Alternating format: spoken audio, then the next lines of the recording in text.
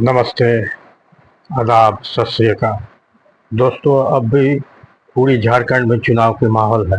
13 नवंबर और 20 नवंबर को झारखंड का अलग अलग जिलों में वोटिंग होने वाला है। मैं झड़िया विधानसभा के एक वोटर हूँ। आम नागरिकों को जो झड़िया में विधानसभा में समस्या है, मैं उसी के लिए झड़िया विधानसभा के नागरिकों को जागरूक होने कहूँगा, क्योंकि इस बार आप लोगों को सोच समझ कर वोटिंग करना है। आपको किसी दल का नहीं, किसी प्रत्याशी को देखना है कि किसी प्रत्याशी जो आपका समस्या को समाधान करे, उसी को आपको वोटिंग करना है और विधानसभा भेजना है। क्योंकि यहाँ का मूल समस्या पानी है। अभी तक बड़े बड़े दलों के नेता आए, लेकिन किसी ने भी पानी का समस्या के बारे में नहीं कहे। अलग अलग पार्टियों का विधायक यहाँ आए, लेकिन पानी का समस्या के ज्यों की त्यों, जबकि ये पानी एक प्राकृतिक देन है। पूरी झारखंड जंगल, खनिज पदार्थों से भरा पड़ा हुआ है और पानी से भी भरा पड़ा हुआ है। पानी अनमोल है, इसका कोई कीमत नहीं होता। सिर्फ प्रोसेस करके इसको देना है, जिसके लिए इसे व्यवस्था सुचारू रूप से करना है। और जो प्रत्याशी इसमें खड़े उतरेंगे, जो ईमानदार होंगे, उसे वोटिंग करके विधानसभा भेजना है। तो मैं इसी विषय पर आज इस वीडियो बना, जो मुद्दा लेके अलग अलग पार्टियों ने मैदान में आए हैं और आपको समझाएंगे। इसके बारे में भी मैं खुलासा करूंगा कि इसमें क्या नुकसान होने वाला है आपको और क्या मिलने वाला है। सबसे पहले जितना भी लोग हैं, वो महिला वोटर को आकर्षण करने के लिए एक से एक योजना ला रहे हैं, जिसमें सरकार के आर्थिक अर्थव्यवस्था में कितना खतरनाक क्षति होने वाला है, ये भी मैं खुलकर बताऊंगा कि इसमें आपको क्या नुकसान है। पहले आप इस वीडियो को देखिए। सरकार के कानून मंत्री अर्जुन राम मेघवाल का, और इन्होंने पानी के बारे में कुछ नहीं, एक शब्द भी नहीं बोला, जबकि यहाँ की मूल समस्या पानी, बिजली है। पानी हर इंसान की ज़रूरत की चीज़ है, चाहे वो गरीब हो, अमीर हो, चाहे हिंदू हो, मुस्लिम हो। पानी का समस्या सभी का है। झड़िया विधानसभा में पानी का कमी नहीं है, सिर्फ इसे पूरा करना है, प्रोसेस करना है। मैं इस बारे में डिटेल्स में बताऊंगा, पहले आप इस वीडियो को देखिए। पहले अगर हमने दे दिया तो यहाँ फंड का डाइवर्जन कर देते हैं। फंड का डाइवर्जन करके और जो मुख्यमंत्री होते हैं दूसरे दलों के, वो अपने नाम से कोई योजना ले आते हैं। कहाँ होती है, जैसे आपने डबल इंजन की सरकार का शब्द यूज किया, वो जो दूसरे दल का जो मुख्यमंत्री होता है वो अपने नाम से योजना चलाए, हमें आपत्ति नहीं है। स्टेट फंडिंग करे ना। जैसे हम धनबाद में बैठे हैं, यहाँ कोयला चोरी का विषय बड़ा विषय है और इसको कोई टेकल ही नहीं किया, तो ये यहाँ गवर्नेंस गायब रहा, ऐसा हम मानते हैं। डेवलपमेंट भी उसकी गति शून्य कि भाई आपकी आर्थिक स्थिति कैसी है, आपको जीएसटी में कलेक्शन कितना मिल रहा है। अगर आपने इस तरह की कोई योजना चला दी जो पॉलिटिकली आपके फायदे की हो सकता है, लेकिन स्टेट का नुकसान हो सकता है, इसलिए सुप्रीम कोर्ट ने संज्ञान लिया। आपने कैबिनेट मिनिस्टर अर्जुन राम मेघवाल साहब के सुना। इन्होंने 3 चीज बोला। एक, कोयला चोरी। दूसरा, सरकारी योजना के नाम से जो भी मुख्यमंत्री होता है, वो महिला को हर महीना अपने नाम से योजना निकाल के पैसा बांटते हैं। और जीएसटी का कलेक्शन। तो मैं एक एक करके आपको सभी कुछ क्लियर करूंगा। और चाहे सरकार के फंड से भी मुख्यमंत्री योजना के नाम से पैसा देते, वो पैसा कहाँ से आता है, ये भी मैं आपको क्लियर करूंगा। और इसमें सरकार का अर्थव्यवस्था में कितना नुकसान होने वाला है, ये भी मैं आपको बताऊंगा। पहला है कोयला चोरी, जो ये केंद्र सरकार के अंडर में, क्योंकि कोयला चोरी रुकने के लिए सीआईएसएफ है, और सीआईएसएफ जो केंद्र सरकार के अंडर में आता है। इसमें राज्य सरकार भी साथ दे एवं कोयला चोरी को रोका जा सके। दूसरा, इन्होंने कहा जीएसटी के फंड को डाइवर्ट करना। जिस दल का मुख्यमंत्री वो अपना योजना के नाम से फंड को महिलाओं को बांटते हैं और उसमें उस दल को फायदा होता है। तो पहले मैं बता दूं जीएसटी क्या है। Goods and service tax. Goods जो सामान आप बाजार से खरीदते हैं, चाहे साबुन हो, शैम्पू हो, कपड़ा हो, लत्ता, कुछ भी, इसमें एक टैक्स होता है जिसमें किसी में 12%, किसी में 18%, किसी में 24%। सर्विस होता है, जो आप सर्विस लेते हैं, जैसे हॉस्पिटल के सर्विस, ब्यूटी पार्लर के सर्विस, सैलून का सर्विस, इसमें भी एक टैक्स होता है जिसमें भी अलग अलग 12%, 14%, 18% इस तरह का होता है। दवाई का भी टैक्स होता है। ये टैक्स में जितना केंद्र सरकार पे जाता है उतना ही राज्य सरकार के पास जाता है। इस फंड को सरकार अपने डेवलपमेंट में या कहीं अगर बकाया है उसको पूरा करने की लगता है। जैसे झारखंड सरकार के बिजली विभाग में काफी बकाया है, लेकिन उस फंड को बकाया को पूरा ना करके वोटर को अपना तरफ खींचने के लिए इस फंड को डाइवर्सन करके अपना किसी योजना के नाम से बांट देते हैं। क्योंकि इस फंड को अलग अलग जगह में राज्य सरकार राज्य के विकास के लिए खर्चा कर सकते हैं। जहां बकाया हुआ दे सकते हैं और जहां बेरोजगारी है वो कल कारखाना खोल सकते हैं। ये मनरेगा के नाम से भी रोजगार दे सकते हैं। मनरेगा को बता दूं, महात्मा गांधी रोजगार गारंटी योजना जो केंद्र सरकार चालू की है, ये राज्य सरकार अपना फंड से जो कम पढ़े लिखे उनको 100 दिन का काम देते, जिसमें कम से कम 400 रुपया मजदूरी मिलता है। इसमें बहुत तरह का है, रोड बनाना, कुआं खोदना, पेड़ पौधे लगाना। ये मनरेगा के काम में भी मजदूरों को रोजगार देके भी बेरोजगारी दूर किया जा सकता है। लेकिन इस फंड को कन्वर्ट करके महिला वोटर को साधने के लिए इस फंड को 1000 रुपया महीना कैश दिया जाता है, जिसमें सुप्रीम कोर्ट में संज्ञान लिया कि इस तरह का फंड बिना किसी कारण से कैश देना सही नहीं है, बल्कि इससे विकास होना चाहिए। एक तरफ जहां इस फंड को हर महीना दिया जाता है, वहीं जो यहाँ का मुख्य समस्या यानी पानी, इसमें कमियां पाया जाता है। यानी पानी बाजार से खरीदना पड़ता है।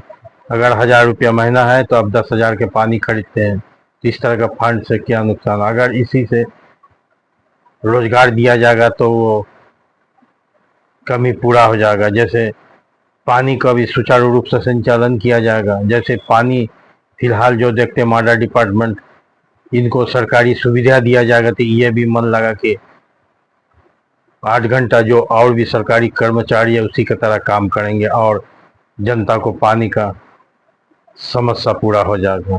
जैसे इसे सरकारी सुविधा मिल जाएगा, यह माडा डिपार्टमेंट को सरकारी कर दिया जाएगा, ये मन लगा के काम करेंगे। अत्याधुनिक मशीन लगा के पानी का व्यवस्था करेंगे, पानी का प्रोसेस करेंगे, जहाँ लीकेज हुआ पूरा करेंगे और पानी सप्लाई रोजाना देने का व्यवस्था करेंगे, जो झरिया विधानसभा में मुख्य मुद्दा है। क्योंकि उन्हें तनख्वाह सही से नहीं मिलता, सरकारी सुविधा नहीं मिलता, जिसके कारण वो लोग सही से काम नहीं करते हैं। ये फंड से मुफ्त पैसा कितना निकल जाता है, 500 करोड़, 5000 करोड़ इस तरह से निकलते जाता है। क्योंकि सुनने में आ रहा है 50 से 60 लाख महिलाओं ने इस योजना के नाम में फिलहाल फॉर्म भरे हैं, जबकि उससे ज़्यादा होगा। तो 50 लाख के अगर 1 रुपया करके भी मिलता है तो 50 लाख निकल जाता है। अगर 10 रुपया के मिलता है तो 5 करोड़ निकल जाता है। अगर 100 रुपया मिलता है महीना में तो 50 करोड़ निकल जाता है। इसी तरह अभी फिलहाल 1000 रुपया मिल रहा, जो कि फिलहाल राज्य सरकार ने इसे बढ़ा दिया, जिसे 2500 किया दिया, तो 1000 रुपया की मानते यानी 500 करोड़ निकल जाता है। जबकि 500 करोड़ राज्य का काफ़ी कुछ डेवलप होगा, बेरोजगार होगा, माडा कर्मचारी को सरकारी सुविधाएं मिलेगा और पानी भी जनता को सुचारू रूप से मिलेगा। लेकिन इसे अपना फायदा के लिए इसे कैश हर महीना दे दिया जाता है। अब तो समझ लिए कि महिला वोटर को साधने के लिए हर बड़े बड़े राजनीतिक पार्टियां जो झड़िया विधानसभा में राज किए हुए हैं, ये लोग महिला वोटर को अपना तरह आकर्षण के लिए कोई कह रहा कि 1000 रुपया देंगे, कोई कह रहा है 2100 देंगे, ये किसी किसी योजना के नाम देके पैसा बांटने का जो है प्रयास शुरू कर दिए हैं। और फिर 2100 के बदले किसी ने कहा 2500 देंगे। इसी तरह महिला वोटर को खरीदने के बोली लग रहा। एक तरह से ये नया ट्रेंड इस चुनाव को देखने को मिल रहा कि महिला वोटर को खरीदने के लिए सीधी तौर पर बोली लग रहा। और इसमें सरकार के अर्थव्यवस्था में आगे भी भारी नुकसान होने वाला है। जो पैसा से राज्य सरकार डेवलप करेगा, अपना जो बकाया उसका पूरा करेगा, जबकि बिजली विभाग का करोड़ों बकाया है, जिसके कारण बिजली 24 घंटा नहीं मिलता है, उसको बकाया को पूरा करेगा। और माडा डिपार्टमेंट को सरकारी सुविधा दिया जाएगा, जितना भी पानी का पाइपलाइन है, लीकेज है, उसे पूरा कर दिया जाएगा। और अत्याधुनिक मशीन से पानी को सप्लाई किया जाएगा, फिल्टर किया जाएगा, तो झरिया के जनता को रोजाना पानी का सुविधा मिलेगा और पानी का कमी नहीं होगा। जबकि महिला को नाम से महिला को खाते में 1000 रुपया 2100 या 2500 जाएगा, लेकिन उनका घर में पानी खरीदने के लिए 5000 10,000 निकल जाएगा। काहे कि पानी हर लोगों के ज़रूरत की चीज़ है, अगर नहीं मिलेगा तो उसे पानी खरीदना पड़ेगा बाज़ार से। जो अभी देखने को मिलता है, कभी 8 दिन कभी 10 दिन पानी का सप्लाई बंद रहता है, कोई देखने वाला नहीं, कोई सुनने वाला नहीं है। और तब मजबूर होकर यहाँ का जनता पानी खरीदते हैं। अब मैं भी यहाँ झड़िया विधानसभा के एक वोटर हूँ, ये समस्या से मुझे भी जूझना पड़ता है, शायद आपको भी जूझना पड़ता है। तो इसी योजना के नाम से जो पैसा महिला को बांटे, इसमें डिनाई कीजिए।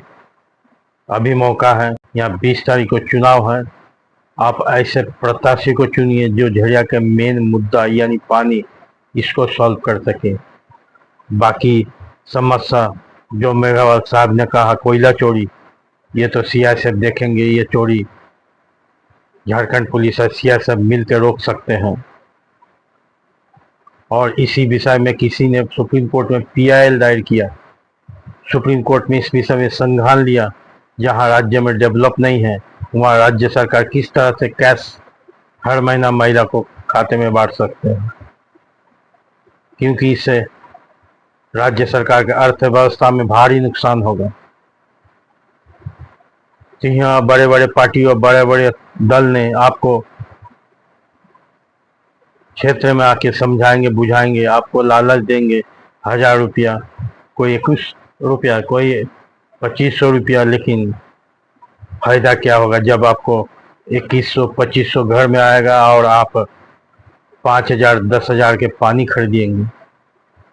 उससे अच्छा तो है ये सरकारी फंड जो है, जो जिससे आपको पैसा दिया जा रहा है, इस फंड को काम में लगाए। राज्य सरकार अपना राज्य के विकास के काम में लगाए। जिस चीज़ का कमी है, यानी झड़िया विधानसभा में पानी का कमी है, इसको पूरा करे। अगर इस विषय में कोई भी प्रत्याशी कहता है, यानी मूल समस्या को जनता के समक्ष रखता है, तो आप उसको पूरा समर्थन कीजिए, क्योंकि आपको नेतृत्व करने वाला, आप जिसके चुन को विधानसभा में भेजेंगे, वो इस विषय पे उठाएंगे, इस समस्या को उठाएंगे। क्योंकि अभी तक जितना भी पार्टी का नेता या प्रत्याशी आपको मैदान में आएंगे तो इस विषय में कुछ नहीं कहेंगे। अभी तक जिस दल के मुख्यमंत्री हैं, यानी बड़ा पार्टी का मुख्यमंत्री, ये सिर्फ यही कह रहा है कि आपको इतना पैसा देंगे, आपको इतना पैसा देंगे। सभी प्रत्याशी महिला वोटर को खुश करने के लिए, यानी महिला वोटर को साथ देने के लिए, किसी योजना के नाम में मुफ्त पैसा बांटने के लिए घोषणा कर रहे, जबकि इससे अर्थव्यवस्था बिल्कुल ही बिगड़ जाए। तो मैं झरिया विधानसभा क्षेत्र में एक ऐसे प्रत्याशी भी है जो शुरू से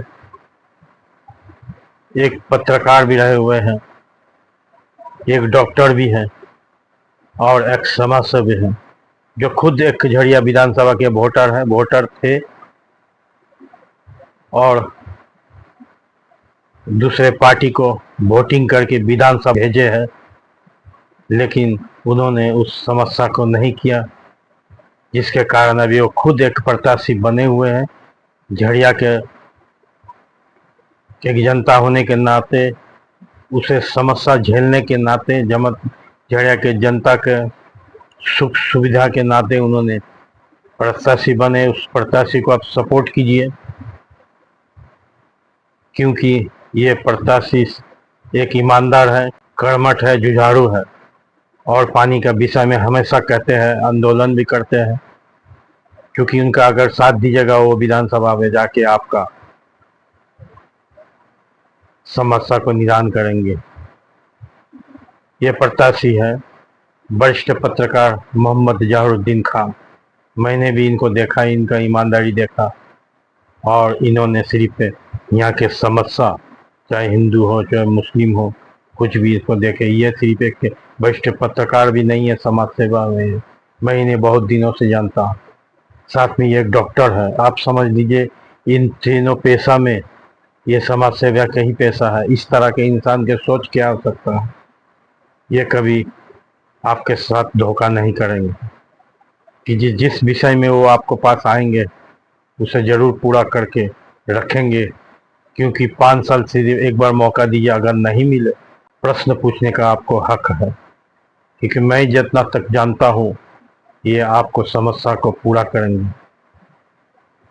क्योंकि ये मुफ्त में पैसा बांटने से तो आप जानते ही हैं कि अगर सरकारी फंड से 500 करोड़ 50,000 करोड़ निकल जाएगा तो सरकार को डेवलप कैसे होगा? हर चीज़ में बकाया होगा, कभी भी हुआ रोजगार नहीं मिलेगा। जबकि मनरेगा के रोजगार चालू है, सरकारी फंड नहीं है, जिसके कारण जो कम पढ़े लिखे है उसे मजदूरी नहीं मिलता, जबकि इसमें नियम है 100 दिन के काम देना। तो मैं आपसे अनुरोध करता हूँ, इस तरह का जो प्रत्याशी मैदान में है तो उन्हें सपोर्ट कीजिए। आप बड़े पार्टी छोटे पार्टी मत देखिए। आपने बड़े बड़े पार्टी को जिताया, विधानसभा भेजा है, लेकिन समस्या जो कि तो हो, पानी के समस्या आज से नहीं बहुत दिन से है। एक आदमी तो एक प्रत्याशी तो खड़े हुए, कम से कम इस समस्या को देखने के बाद इसका दिमाग में तो आया है, जिसके कारण वो खुद प्रत्याशी बने हैं। जबकि ये पिछले लोकसभा में भी प्रत्याशी बने थे और 20% के ऊपर वोट देके 5वां स्थान में रहे हैं। जबकि मैदान में पैसों का खेल हुआ, बड़े बड़े पार्टी जिसके पास करोड़ों का पूंजी है, इसी में 5 पोजीशन है, यानी 20% से ऊपर वोट लेना कोई मामूली नहीं है। यानी धनबाद की जनता ने उन्हें आशीर्वाद दिया, उनका ईमानदारी से आशीर्वाद दिया, तो झरिया का विधायक बनाने के लिए झरिया विधानसभा में आप उन्हें आशीर्वाद दीजिए, आप उसे विधानसभा भेजिए। मेरा उम्मीद है जब 20% से ऊपर वोट लेके लोकसभा में जीत चुके, 5वां पोजीशन में रहे हुए हैं, तो विधानसभा में उससे ज़्यादा वोटिंग आप लोग कीजिए और एक बार कम से उसे मौका दीजिए। ये मोहम्मद जहरुद्दीन खान जो इस बार आपके सामने आएंगे, पानी का समस्या के बारे में कहेंगे, आपको उनसे जो भी सवाल है आप पूछ सकते हैं। ऐसे भी संविधान के धारा 19 के तहत आप किसी भी प्रत्याशी से प्रश्न पूछ सकते हैं, ये आपका अधिकार दिया है संविधान ने, तो आप प्रश्न पूछिए। और मुझे उम्मीद है